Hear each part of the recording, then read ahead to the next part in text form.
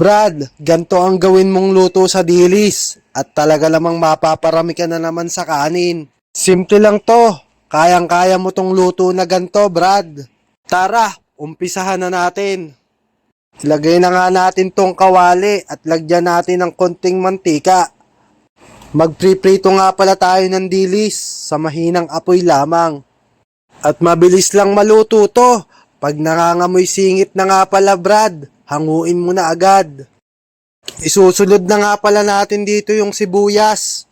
Mabutit mura na ang kamatis, kaya sinulit ko na. At sasamahan ko nga rin pala yan ng okra. At kung ayaw nyo ng okra, pwede nyong samahan ng ibang gulay yan. Yun bang naaayon sa yung panlasa?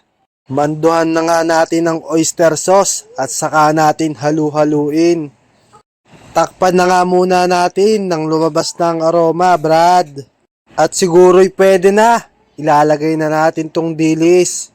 Isunod na rin natin agad, Brad, yung paminta. Then haluin lang natin uli. Isunod na din natin yung siling haba. At saka tong siling pula. Nang may kagat naman ng konti. At mag-add din tayo dito ng spring onion. Wow, English yun ha. At pag naamoy mo nga to, talaga namang sabihin mo'y ambango. Amoy pa lang, ulam na. Then haluin lang natin uli. Nang magsama-sama na lahat sila. Pag ganito ang ulam mo, mapapadami talaga ang kanin mo. Yung tipong sasabihin mo, bukas na lang pala uli ako magda-diet. Then Brad, mag-add nga pala tayo ng konting tubig.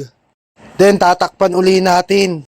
Ngayon, luto na ang ating dilis. Baka sabihin mo naman, Brad, niloloko kita. Kaya subukan mo rin magluto ng ganto.